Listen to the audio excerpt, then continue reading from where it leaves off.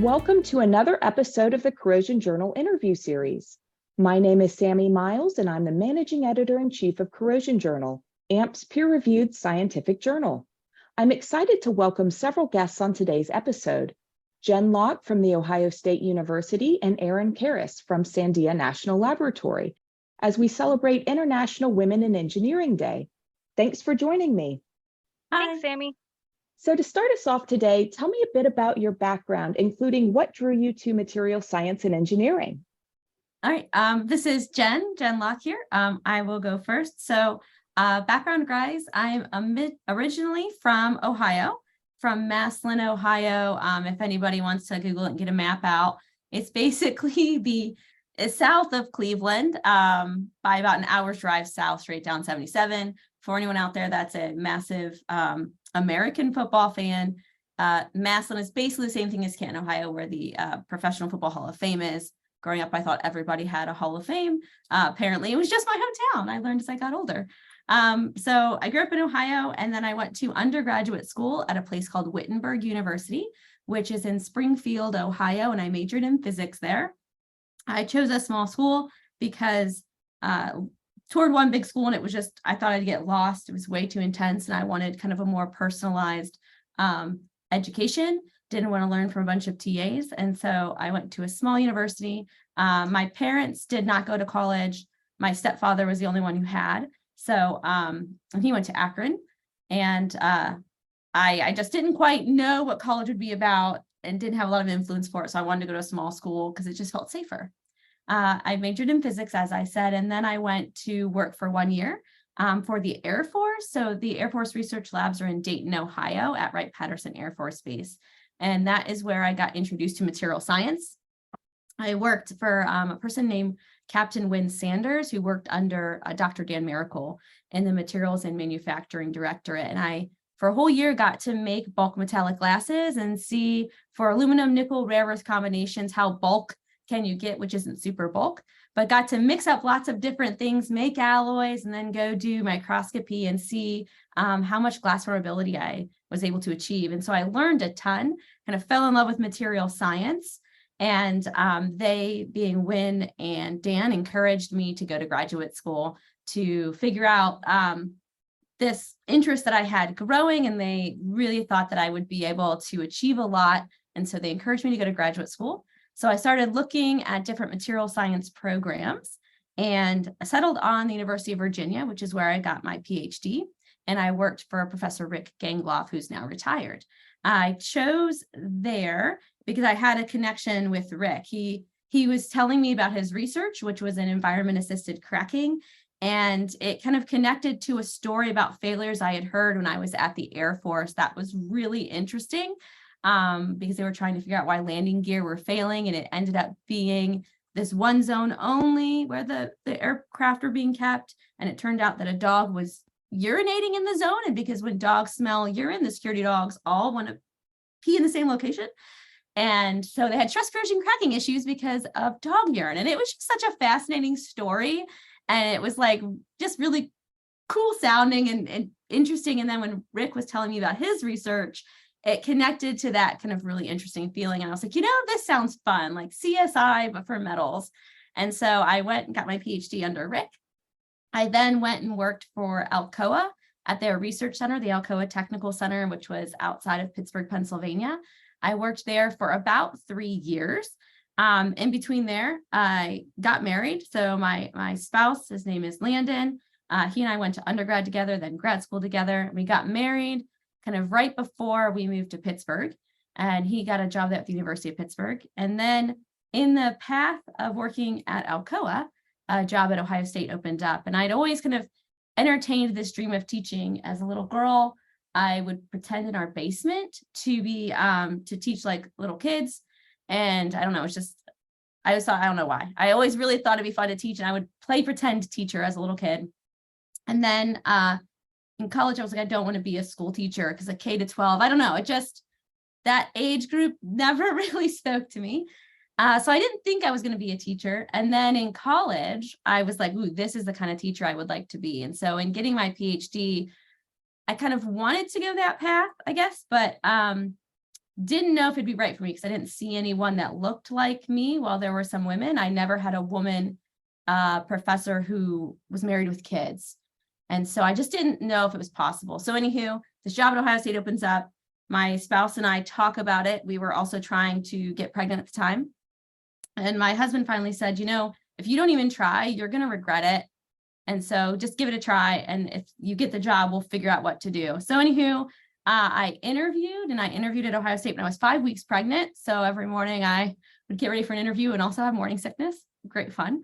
But it went well, obviously. I toughed through it, got the job at OSU. My spouse and I decided, let's give it a shot and see how it goes. I mean, the worst thing that can happen is it doesn't work out and we go back to working in industry. We figure something out, we'll be fine. So we gave it a shot. And so I've been here at Ohio State now for almost 9 years. My daughter was born right before I started my position. So my daughter Clara was born, and 4 months later we moved to Ohio and I started my job here at Ohio State. And then we have had a son since, and then most recently I got tenure. So it's been working out. I now have 2 kids and I've been here at Ohio State for a good while. That's fantastic. And how about you, Erin? So yeah, I'm Erin Karasz. I'm at Sandia National Labs. My history is obviously much shorter and much more early career than Jen.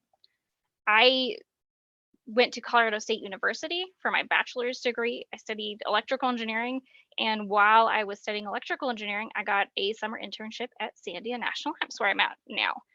But it was an undergrad intern position in materials. And I had some awesome mentors who gave me a really wide variety of projects.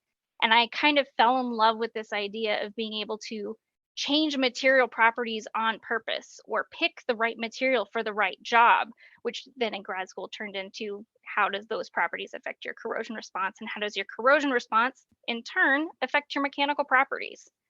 But my mentors were awesome and convinced me to go to graduate school. So then I went to graduate school for material science and engineering at Arizona State, and I got my doctorate with Carl Saradsky. And when he was talking to me about the project that I would be working on, right, he was telling me about how you could take silver gold alloy and leach some of that silver out and then get a brittle crack in this normally ductile material. And to me, that was just like the craziest material property change I could ever possibly imagine. So that's what I went on to study for my doctoral work. And now I was a postdoc at Sandia, and now I'm staff. And my focus has been kind of broadly additively manufactured metals. So getting to change materials through processing parameters, both during the processing and post-processing, and getting to see how that changes your corrosion response. Great. It's great learning a little bit about y'all as we start this conversation today. So relating to your backgrounds, were there any women that influenced your career? Erin, let's go ahead and start with you on this one. Yeah, so I guess the part I kind of left out was that while I was at Colorado State University, I didn't actually know what field of engineering I wanted to go into. My mom was a mechanical engineer, her dad was a civil engineer. I was kind of bouncing around, and I was taking a introductory electrical engineering class, and I had this female professor, Olivera Notaros, and she was wonderful, and she recognized in me that I really enjoyed what I was doing in her class, and that I was good at it, and that I was enjoying helping the people around me understand it, and that I had this kind of passion for electrical engineering. So she sat me down and was like, I think you need to go into electrical engineering. And it translates really well into corrosion engineering, in case you're wondering, because corrosion is basically a fancy circuit. And then at Sandia, I started working for a guy by the name of Alan Roach. And he brought me in at the same time as a master's student, Amy Kazmarowski. And he was really passionate about making sure that we felt welcome as women in a very male-dominated area, and ended up handing the mentorship off to this master's student eventually.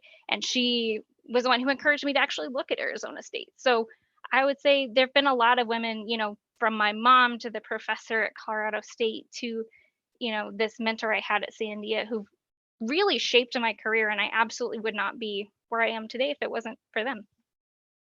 Great to hear. Jen, is there anyone who's influenced your career?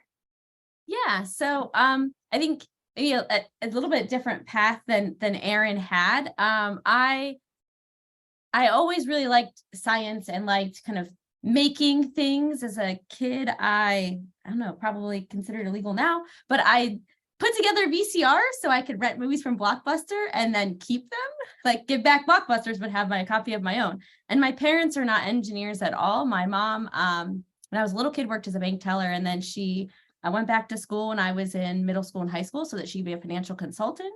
My dad sold cars. My stepmom worked for a home builder as his, like, I don't know, the person that did all the things for him. And then my stepdad was an accountant. So at least there was one mathy person, but no engineers, anything like that. And so I just really liked sciencey stuff. My grandma always thought I should be an engineer, I think largely because of the tales of the things I would rig around the house. But so I went to college and I was initially going to be a psychology major, and then realized that wasn't quite for me, although I still find psychology fascinating. It wasn't mathy and sciencey enough. So I switched to physics. And then I realized I didn't want to be a physicist, and Wittenberg was too small to have engineering. Then I worked at the Air Force Base, right? So when I worked there, it was largely kind of happenstance. I learned about material science and engineering because that's who hired me, and I really liked it. And that's how I got into it. But that being said, it was two males, but Win and Dan really were super influential in showing me, hey, you can do this. You should do this. And you should go to grad school. And so I did. In undergrad, I have one female professor, and Elizabeth George, I still keep in touch with her. She was phenomenal.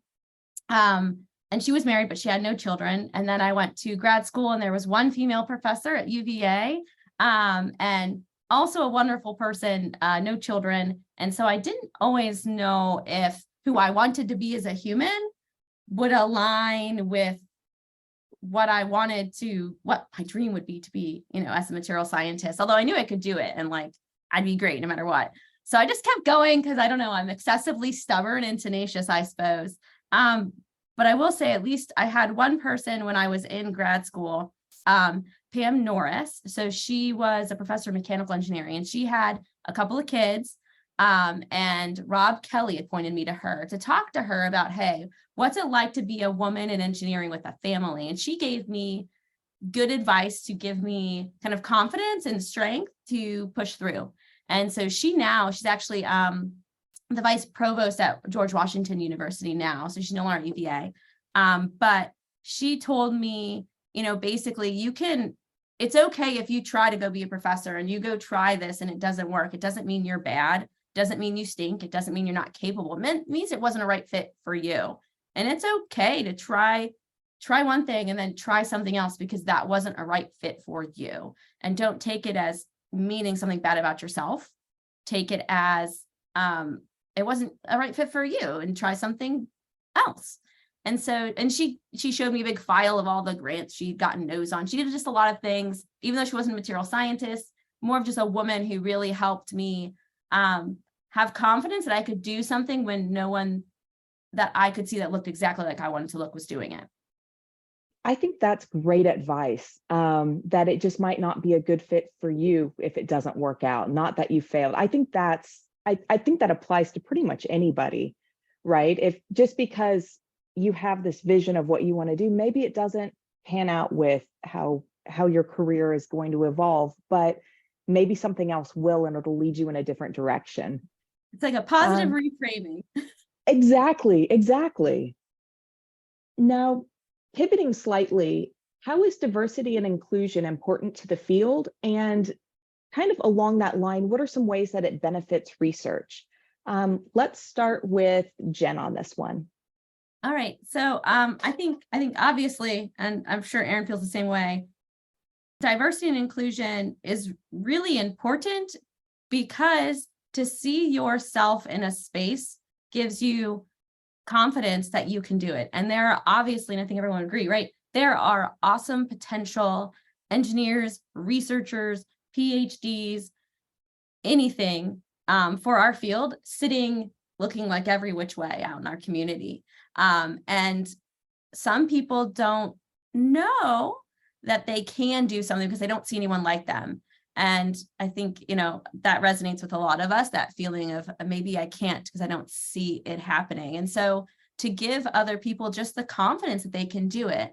Also, as you're charting through a path as a less seen individual, it's really important to go to someone else to get advice. Like I said, with Pam Norris, right? That Rob pointed me to her to go and ask questions to, so I could get some advice so that I didn't get too down when there's difficult times. But there's always going to be something that happens. We don't live in a perfect world, and you need someone to just kind of bounce it off of that you identify with, so you can be open and honest with them. And so having more people around means we'll get more awesome people, right? I think the other thing is that the more kind of diverse thinking you have in a group, the more ideas that pop out, right? And you always need other ideas besides your own, not because you're not good at what you do, but because you can't see everything. You can't think of everything. And particularly when you're really stuck in a problem, you can be so stuck, you just can't see something. And a different person will see something differently than you. And so having diverse ideas really does, one, enliven a space, but two, enliven research and enliven your findings. And so I think it's really important for us to be doing the best science that we can, that we include different ideas, and different ideas will come from different types of people that have different perspectives from our own. And so, yeah, I think it's really important just for us to we all want to do the best science we can. To do that, we need different ideas and different people to make it happen. I absolutely agree, particularly where, when we're talking about achieving the highest possible quality of research.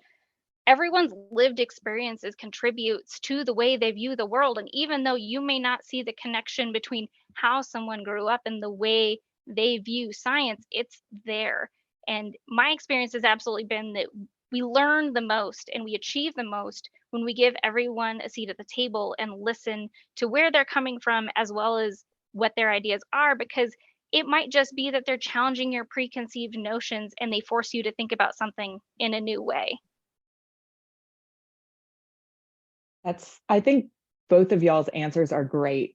I think the more different viewpoints we have, the better and the stronger research we'll get, the more we'll be able to do with it. Maybe it's turning it into products and services, right? If we can overcome this obstacle, what could it be long term? So I definitely agree with y'all. The more viewpoints, the better. And how has the industry changed during your career? Let's start with Erin on this one. So it's hard for me to say from a career perspective, right? Because I am fairly young, but I do feel like I saw a big difference between my experience in electrical engineering and material science. Being in electrical engineering, I was really privileged to have a female professor who wanted to encourage women to feel welcome and seen in that space. But there was still a lot of misogyny, a lot of, you didn't earn this, you don't deserve to be here, you only got an A because the professor was female. So even that professor was dealing with some of the misogyny from the students. And it was kind of amazing to me when I then moved into material science, where even though it was still not 50-50 representation, but just having that many more women in this space made a huge impact, both on being able to see yourself in the work going on around you and my experience. Yeah. So not that I'm not that much older than Erin, but I am older enough that I've been around a little bit longer and had a few more transitions. Maybe the other interesting part is I grew up in like the Ohio that you might imagine, not the Ohio some people imagine is farms. So not farms, but farm adjacent, right? And so a little bit more of a male dominated culture in general, right? And more of a conventional kind of thinking set. And so I think the changes I've seen throughout my career are definitely there, and they're there for the positive and for the better. And some of that might just be also where I came from to where I am now. That makes it seem like a change. So I'm sure if people grew up in different areas, they might not see as much of a change. But, like I said, when I went to college as well as grad school, there were not as many. When there were female professors, they were few and far between. And if they were married, they usually did not have any children. If they did have children, their spouse wouldn't be working. And so you didn't see as much of this, the type of faculty member that I see now at Ohio State, and I see elsewhere as well. So nowadays, faculty, when they're hired in, your younger faculty set, tend to be married couples, tend to have kids. Like, there's a lot of people like me now around me, which is fantastic. And I know it's also fantastic for the student body, because the number of students that say to me, I think I can do this because you have kids and that person has kids. And a lot of students have a lot more confidence in their ability to do all the things they want to do than they did when I was in school, because we just didn't see that out there. And like Erin mentioned, right, there was, and there still is, kind of these microaggressions that happen, right, where people have implicit biases, sometimes explicit biases. I think the amount of explicit bias has reduced, meaning people, when I was an undergrad, I was told by a professor, I'm really surprised you're so smart because you're a female, right? No one really says that now. I mean, I can age myself a little bit. So I'm 40. I went to college, started college in 2000. So it wasn't that long ago. It's not like it was the 70s, right? It was still in this century. But I was told that straight to my face, as if there wasn't a problem in saying that, right? There are still people who believe that, and I'm sure there are faculty who still say it, but it's not as prevalent. People know it's wrong now, and they should have in 2000, but they didn't. And so I think I have seen a change in what is and is not acceptable, what kind of trainings people have, so they understand a little more what explicit bias is, and that's not okay. But there still are microaggressions, and that's something that takes a lot longer to go away and probably will never go away because implicit bias won't. But it has changed in the community that I see around me, and the amount of incidents in life that give you a really bad day and make you visit the bathroom to say things by yourself, that has reduced, and that's wonderful, I think. I That's should good to say, hear. sort of to Jen's point, that, the stories I heard from my mom about the things that she dealt with, decades before I even, Jen came along through the system, my experience was much better than hers. So it absolutely has improved, but I don't want people to think that just because it's improved, it's perfect. Agreed, Erin. It is not perfect. And so setting proper expectations is always important to keep one positive. I think it's good to hear that things are changing and getting better. And I do think that we do have quite a ways to go still, but it is improving. Very related to that, what are some of the challenges you've experienced in your career? Jen, let's start with you on that one. Yeah. So I will talk challenges related to COVID, because one, it's not so long ago, and I think all kinds of different people had different challenges. And also because, I don't know, I guess that part of my life I block out sometimes for my own positive mentality, and Sammy kindly kind of reminded it in our pre-discussions. And I think it is important for people to kind of realize what life looked like for some. So as I mentioned, I had, I still have, not that I had, they're still here. I have 2 little kids. They are currently 8 and 5. And during the full heats of COVID, they were 5 and 2. Just turned 2. Actually, no, he turned 2 during the full COVID. Yeah, I made his birthday cake. So we had asked, they were both still in daycare. Our daughter had not started kindergarten yet. She had just kind of turned 5. And so we had absolutely no care whatsoever. Our families, although my husband and I are from Ohio, we are not from Columbus. We are from the opposite ends. And so our family was not close enough to really be able to help. And also kind of given their ages and whatnot, it sometimes wasn't great to have them help, because no one knew what was going on, right? And so we were home for 2.5 months with the kids and with our jobs. And my spouse is also a professor here at Ohio State. And so there are some parts that were really lovely. We got a lot more family time, some really cool memories with our kids, but also some parts that were really not lovely. The fact that we still were expected to have the same output for work. And my spouse and I, luckily he's amazing, so we split our days half and half. One of us would work the morning shift, breakfast to lunch. The other one would work the afternoon shift. The afternoon shift was preferred because the 2-year-old took a nap. So you only had one kid to hang out with. And that one kid maybe could watch a movie and you could do a little work too. So we'd swap which day we had morning and afternoon. And then after the kids went to bed, we would work some more. So for 2.5 months, we got about 3 or 4 hours of sleep a night.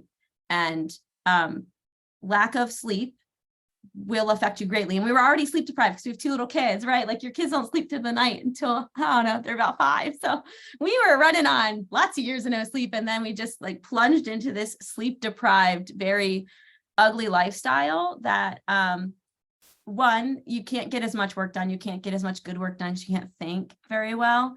And so it was really difficult. I didn't get as much done. And I also, my spouse and I both felt you get this like kind of grief about you because you see other people who don't have to balance that and how much they can get done in the day. And it's almost like expectations get set of what people can do. And we felt very unseen. No one could realize we just couldn't do all of this. And we felt like we were under siege because not everyone, some people are making great progress and doing great things. Like we are just struggling to survive, not sleeping. I mean, in the end, we are still married. Our kids are still happy. They have no memory of this, which is unfortunate because the best days of their lives.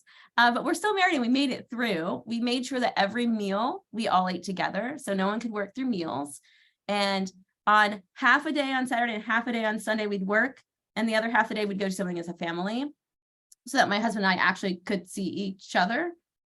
So we only saw each other Saturday afternoon and Sunday afternoon.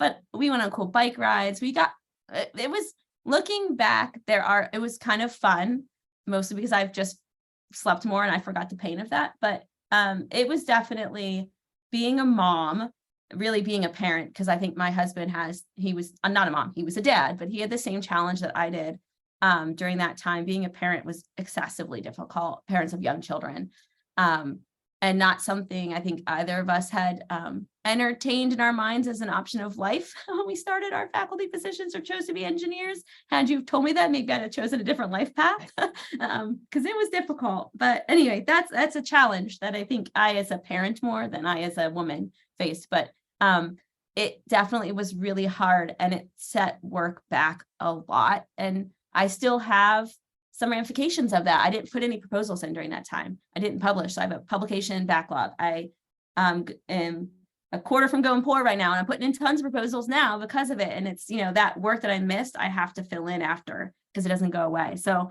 I'm still feeling the pains a little bit, but yeah, so that was a challenge. And that's something that I've read different studies talking about the impact of COVID specifically on female researchers. And it has to do with that parenting aspect. Kids are not in school, now what? And when they look at how much research was published, and they've looked at that split between men and women, it just dropped from women. And because not all households have that ability to do that even split where somebody takes half a day and somebody takes the other. Mm-hmm. Very fortunate, one, that my spouse had a similar job to me so we could be similarly flexible, and very fortunate that my spouse has a little bit more modern thinking on the balance of load. Not that he's like 100% 50-50 all the time, but when I get upset and yell, he makes changes and he's great. So I'm very fortunate that my spouse is super supportive. And Erin, same question, over to you. What are some of the challenges you faced during your career? Well, I don't have children. I have fur babies. So my COVID experience was much easier. But one of the things that I did notice more than I had before was that I tend to be very blunt, particularly when it comes to my writing style. And in COVID, we were sending a lot more emails, and I had to be really careful with how I worded things and throwing in, extra things so that people didn't think I was mad. I'd always been told, like, oh, as a woman, like, people are just going to take you being very direct differently than they often will a man. Of course, that's not always true. But I found it to be particularly true in emails, right? In person, I think I experienced less of that because people can see my facial expressions. But In email, people are like, oh, you're very blunt, you're very direct, you're very to the point.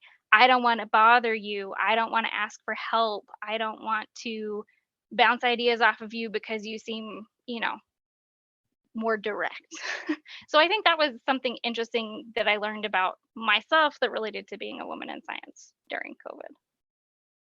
Yeah, and I think the way we all communicate, COVID definitely highlighted the importance of in-person facial expression even, because you can't Oh always yeah. turn a camera on. So it's huge what impact that has on emails. Because then if you bring a mood in with you when you start reading an email, it doesn't matter what the other person said when they wrote it, right? You're going to take it with whatever tone you brought to the table. So I use that more makes it even smiley face more. emojis now, that's for sure.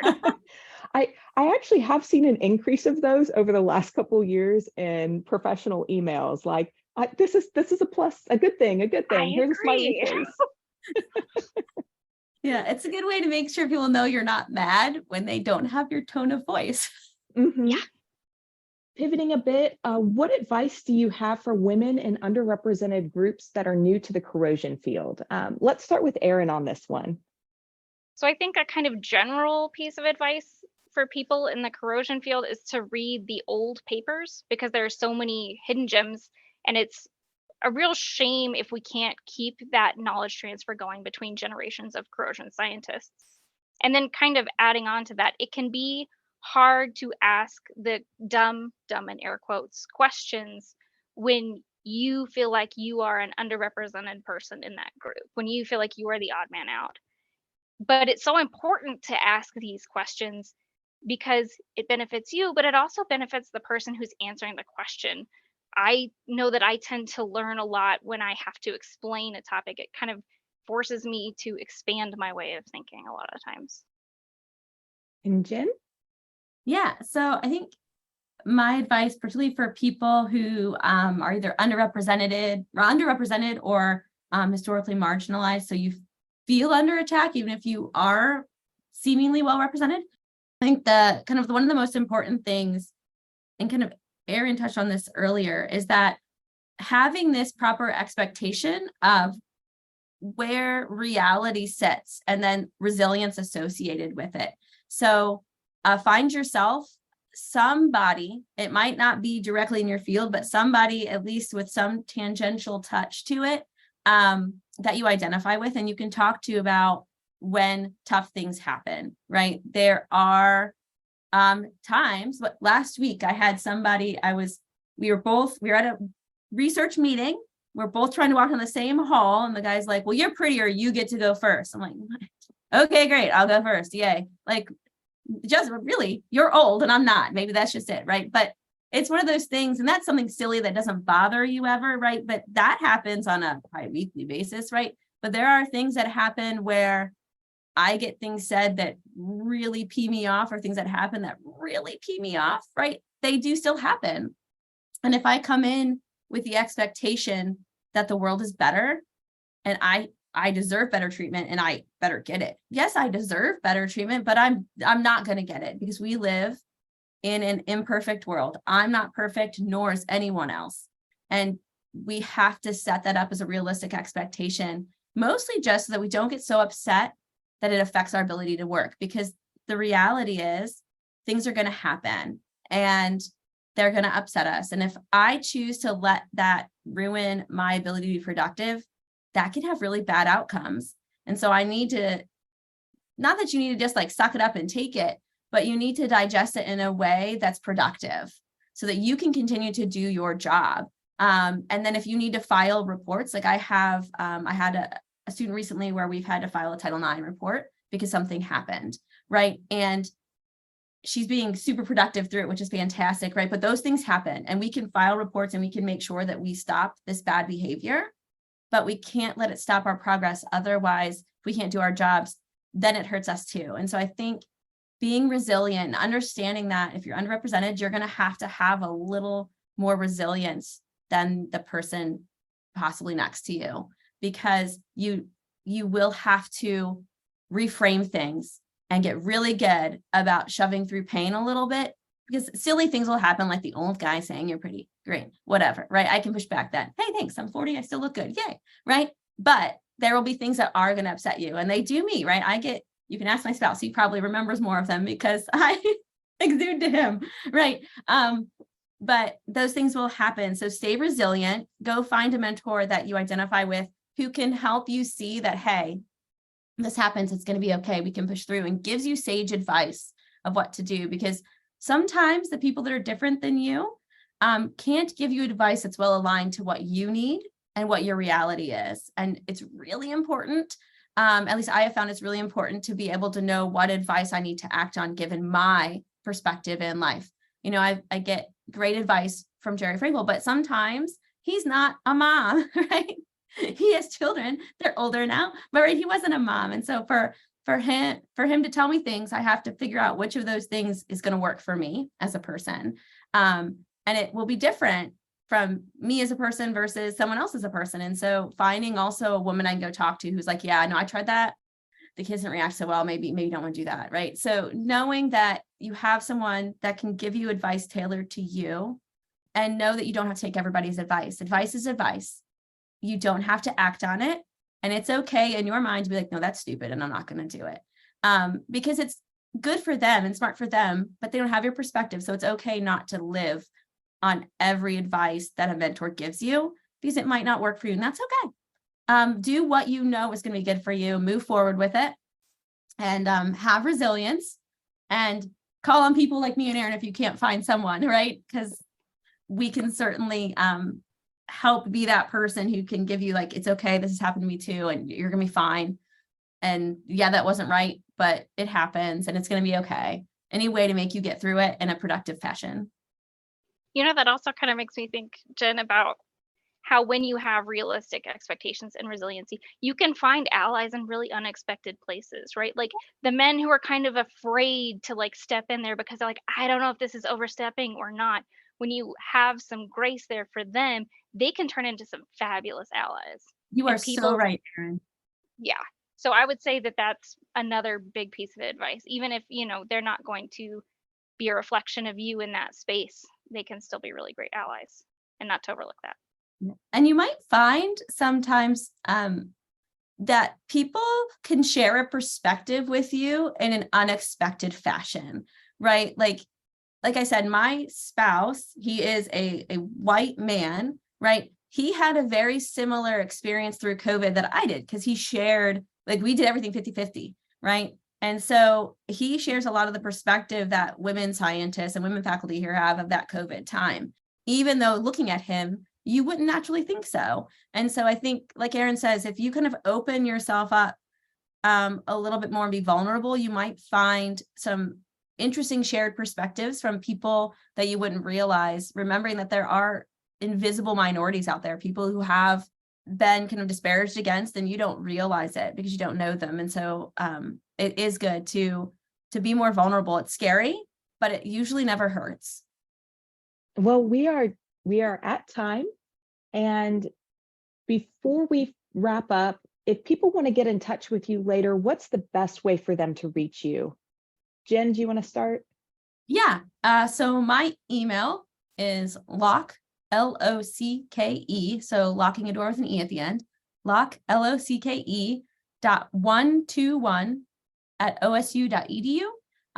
You also, if you like, I talked too fast, you didn't catch a number or whatever there. If you go and Google Fontana Corrosion Center and go to people, you will find me in there because I'm a part of the Fontana Corrosion Center. And so there's a link to my email in there. And then there's also all kinds of stuff about Fontana Corrosion Center. So if you want to go to grad school or be a postdoc, go there too. Great plug. And my LinkedIn is probably the best way to find me. I have a unique last name, so hopefully it's not too hard to find me. Perfect. With that, I'm Sammy Miles. I'm here with Jen Locke and Erin Karasz. And thanks for listening to another episode of Corrosion Journal's interview series. You can subscribe to AMP Podcasts if you haven't already on Apple, Google, Spotify, and all the major distributors. If you want to learn more about the journal, make sure to visit corrosionjournal.org, You can also find all episodes of AMP podcasts on amp.org. That's ampp.org. We'll be back soon with another episode. Thanks for listening.